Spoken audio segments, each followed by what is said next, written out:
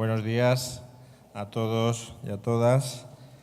Muchas gracias, Fabián, por sus amabilísimas y exageradas palabras.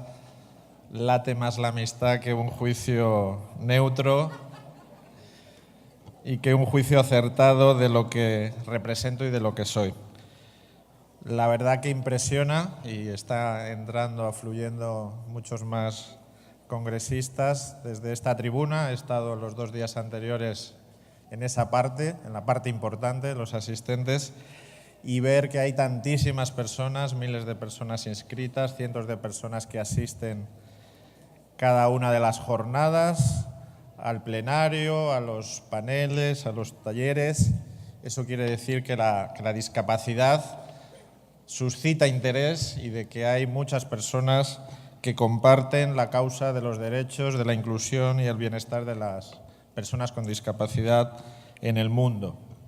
En el área latinoamericana, como es en este caso, en Nuevo León, en México, en Europa, en todas partes.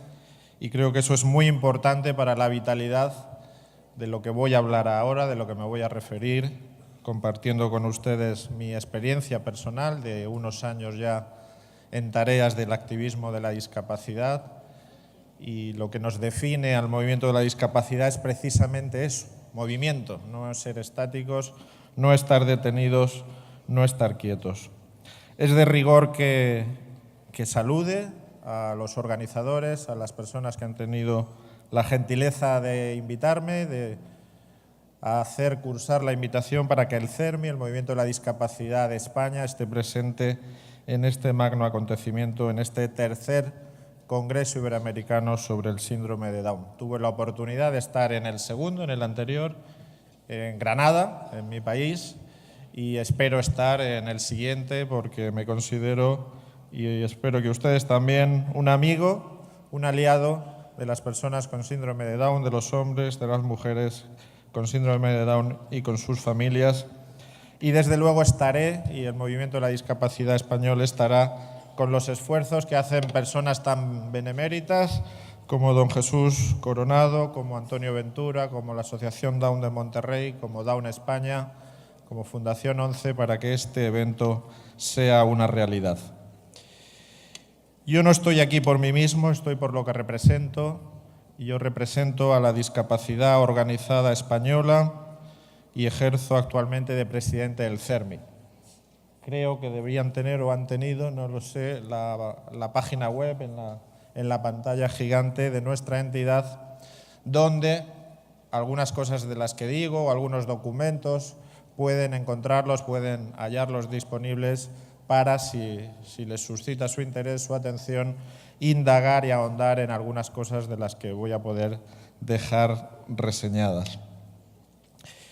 Mi intervención se va a centrar sobre la articulación del movimiento asociativo La Discapacidad, presupuesto para el cambio social. Ese es el rótulo, ese es el ítem que a petición de la organización di. Quizás de lo que más sepa, y lo voy a exponer a partir no tanto de respuestas, no esperen de mí respuestas y dirán, pues esto es un fraude, es una estafa, viene un conferencista, debe venir a decir algo, no debe venir a preguntar, a interrogar.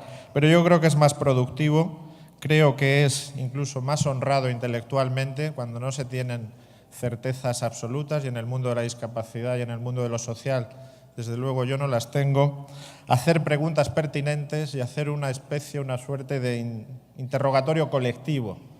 A veces las buenas respuestas solo vienen si hay buenas preguntas, y estamos en ese proceso de preguntarnos. Y yo voy a hacer girar mi intervención en torno a 3 preguntas. ¿Por qué es necesario el cambio social en materia de discapacidad? La primera. ¿Quién o quiénes han de promover ese cambio social?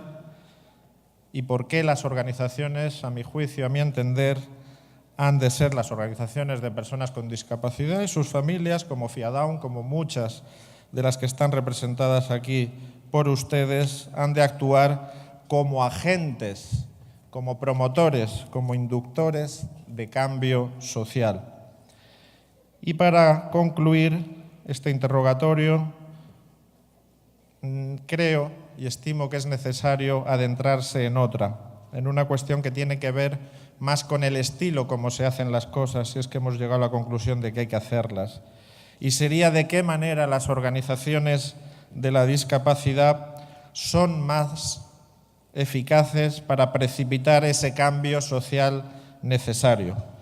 Y ahí entroncaría con lo que considero absolutamente insoslayable, que es contribuir activamente, contribuir denodadamente a la articulación, a la vertebración de un movimiento social de la discapacidad en sus distintas dimensiones y escalas, sea en nivel local, nivel regional, nivel nacional, nivel regional latinoamericano, europeo, etc. Comienzo por esa primera interrogante. ¿Por qué es necesario el cambio social en materia de discapacidad? Esto podría parecer una cuestión de perogrullo, pero necesariamente tenemos que abordarla. Yo creo que parte, y aquí se ha visto, al menos en los 2 días que yo llevo asistiendo, en que las personas con discapacidad, sus familias, tenemos motivos, suficientes motivos, para no estar conformes, para no considerar aceptable la realidad social, la realidad histórica que nos ha sido dado vivir. Tenemos una dificultad grande, enorme, ingente en ocasiones, para soportar lo que ocurre a nuestro alrededor. El surgimiento de organizaciones de personas con discapacidad, de pequeñas asociaciones, fundaciones, cooperativas, sea cual sea la articulación que demos a nuestra forma de organizarnos, tiene una razón profunda, tiene un motivo, no sé si a veces muy declarado, muy expreso, pero desde luego que lo tiene. Y es una reacción, es una contestación a algo que no nos gusta. ¿Y qué no nos gusta de eso? A las personas con discapacidad, la historia, no sé si por esa lotería social que algunos autores, sociólogos o politólogos definen la vida, la historia de los hombres y las mujeres, a las personas con discapacidad, a esos casi más de 1.000 millones de personas, de hombres y mujeres con discapacidad que hay en el mundo, nos ha colocado en el lado castigado de la historia. Nos ha colocado en el lado oscuro, en el lado sombrío, en un lado al que no debemos resignarnos a estar y que debemos, con todas las fuerzas a nuestro alcance, tratar de salir. Y por tanto, la nuestra, el activismo de la discapacidad, la historia del movimiento asociativo tiene que ser una historia, o mejor, una crónica de una rebelión. Estamos llamados a contestar, a responder, a no aceptar lo que nos ha tocado vivir. Cambiando levemente el título de aquella mítica película de los años 50, tenemos y estamos llamados a ser rebeldes, pero no sin causa, sino rebeldes con causa y con plena causa. ¿Y por qué no nos gusta lo que nos ha tocado vivir? Ayer Ana Peláez, mi compañera y amiga, que hoy ya no está con nosotros, tan vibrantemente como expone, lo decía o se refería a aquellas violaciones, vulneraciones sistemáticas, constantes, permanentes, de las que a veces ni siquiera somos conscientes que sufren en sus derechos las personas con síndrome de Down. Pero eso es extensible con mayor o menor alcance, con mayor o menor intensidad, a todas las personas con discapacidad, sea cual sea la discapacidad que tengan y vivan donde vivan, en países, como se dice, a mí no me gusta la expresión en desarrollo, países más ricos, países medianos, potencias industriales. Las personas con discapacidad no tienen resuelta sus condiciones de vida en términos de aceptación digna en ninguna parte del mundo. Y podríamos atrevernos a formular una especie de memorial de agravios.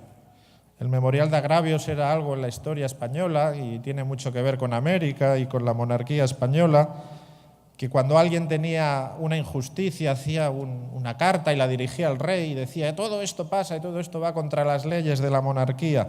Bueno, pues eso ha quedado un poco en nuestra lengua castellana, en nuestra lengua española.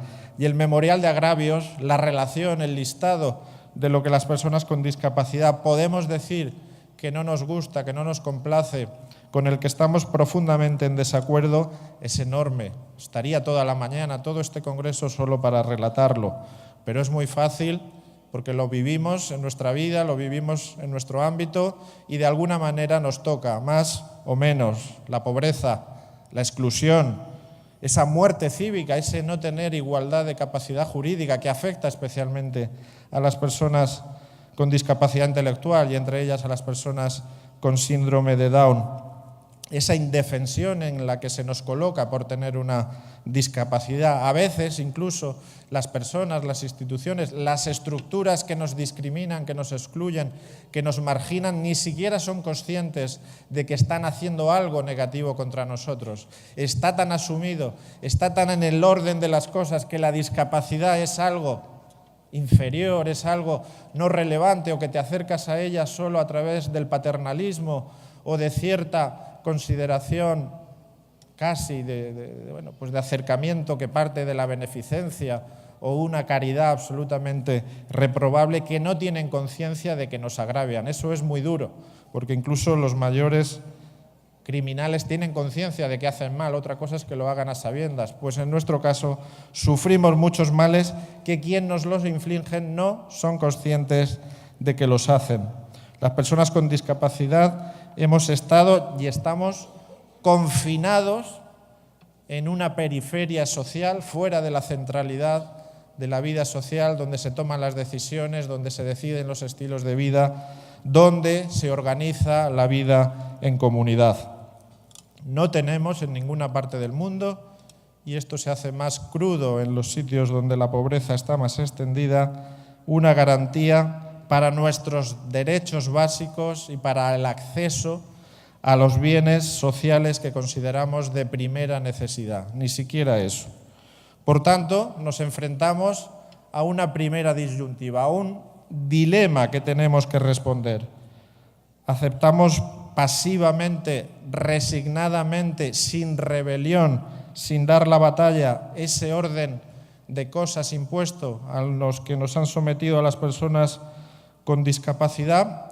O si no, y apelando a nuestra dignidad y a nuestros derechos inherentes como seres humanos diversos pero valiosos, ayer también se decía, la diversidad, lo que se aparta de la norma común, no es algo que sea un pretexto para marginar y para excluir, es algo que hay que agradecer porque la vida es amplia, es diversa y la riqueza comunitaria se logra de la diferencia. Pues como decía, si decidimos plantar cara, dar la batalla, no conformarse, ¿cómo lo debemos hacer? ¿Quién debe hacerlo? ¿Tenemos que hacerlo a título individual? ¿Tenemos que hacerlo colectivamente? Bueno, pues ahí enlazaría con la segunda cuestión que quiero compartir con ustedes. ¿Quién o quiénes han de protagonizar, han de promover ese cambio social necesario?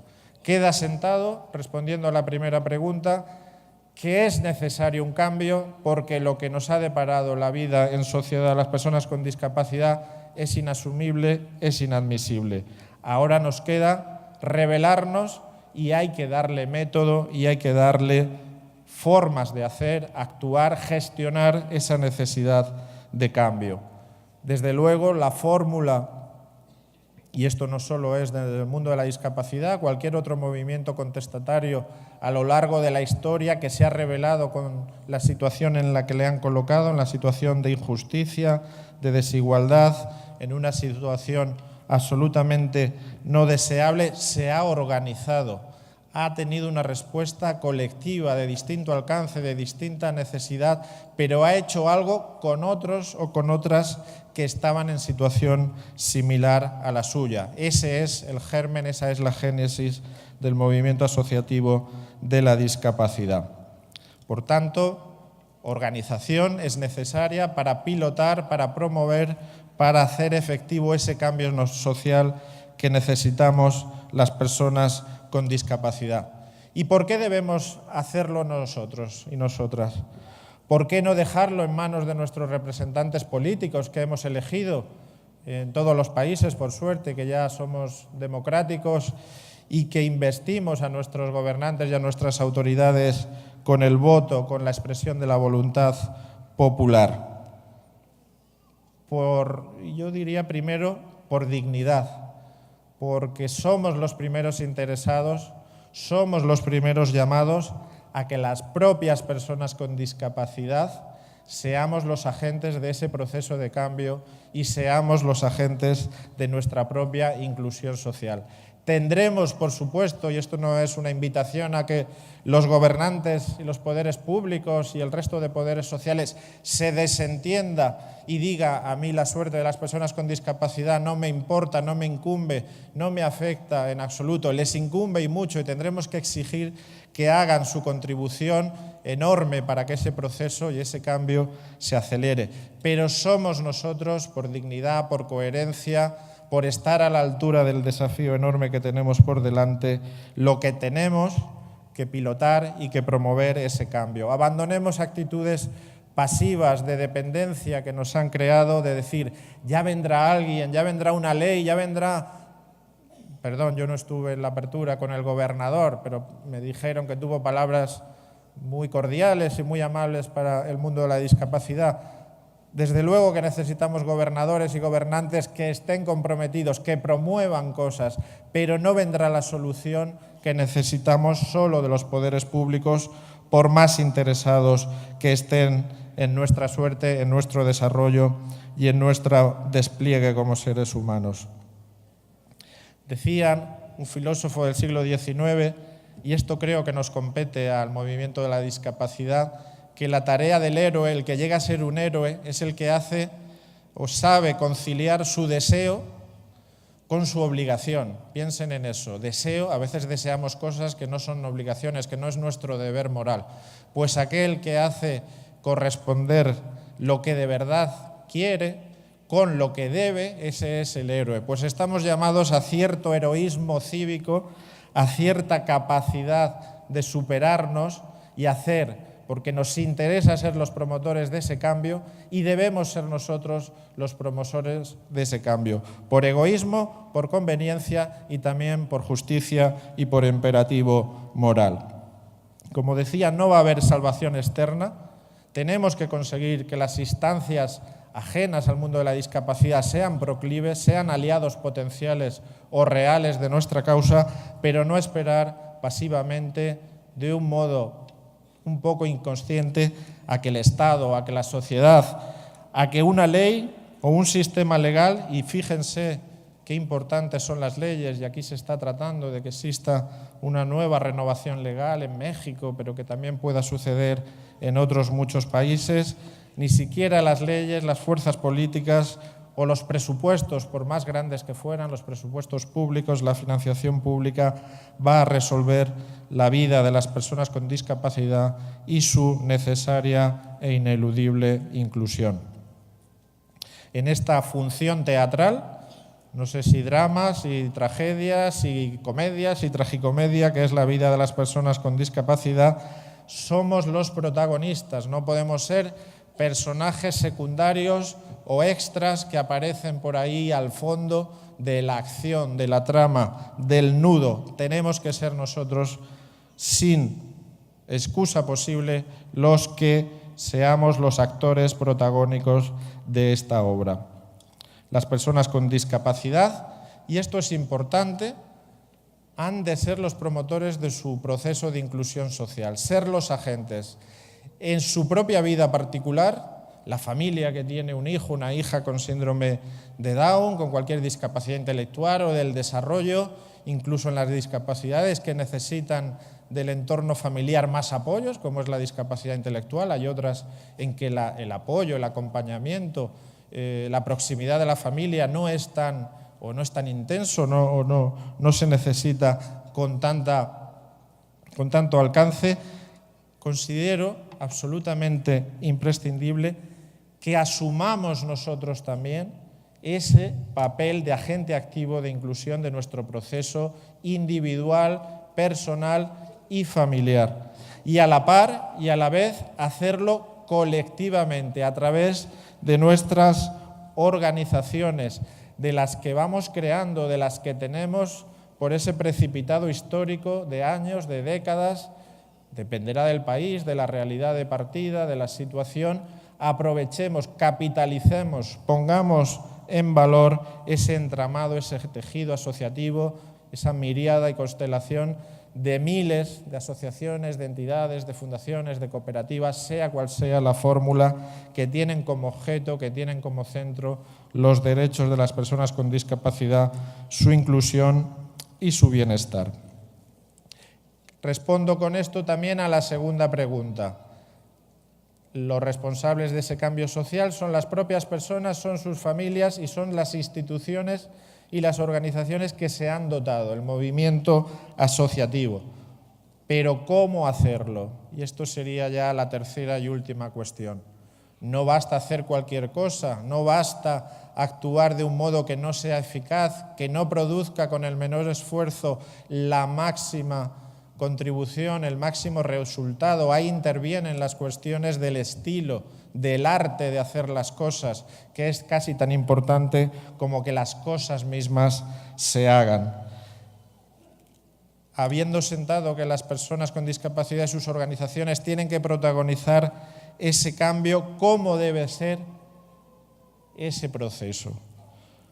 Pues la respuesta, a mi juicio, pasa por la necesaria articulación del movimiento de la discapacidad. Flaco favor nos haríamos a lo que defendemos, a todo aquel acervo de valores, de horizontes, a veces, y espero que no sea siempre, de utopía. Utopía es aquel lugar que no existe, tenemos que hacer que exista. Todo eso lo compartimos, pero ¿cómo acercarnos a ello? ¿Cómo darle una realidad práctica? Necesariamente eso pasa y no es fácil. Es fácil decirlo desde una tribuna, desde un atril. Es muy difícil hacerlo en el pueblo, en el pueblito, en la provincia, en la región, en el país de cada uno de ustedes, de su procedencia.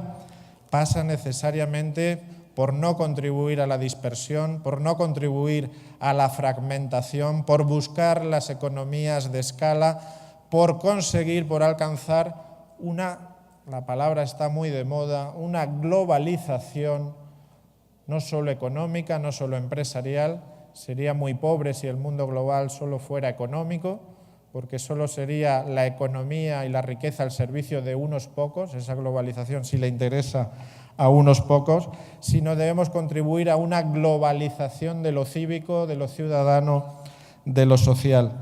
Y esa globalización cívica, a la que estoy convencido que debemos acudir, promover, forzar, acelerar, precipitar, pasa inexcusablemente porque tengamos más organizaciones vertebradas, porque nuestros sectores sociales no actúen unos de espaldas a otros, porque sepamos renunciar a esa cuota de protagonismo, de individualismo intransitivo y mezquino que no nos hace ver en el otro un aliado, un compañero o compañera que va a apoyar mutuamente ambos objetivos de una parte y de otra. No lo veamos como un mero competidor.